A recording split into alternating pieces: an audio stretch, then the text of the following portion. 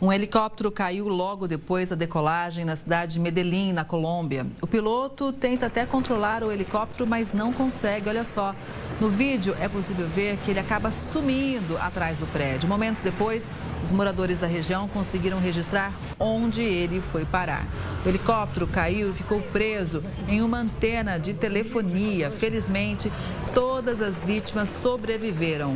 Esse heliponto fica no alto de um edifício de um restaurante que, além de refeições, também oferece voos para os turistas. Ao todo, eram 4 passageiros, além do piloto e copiloto.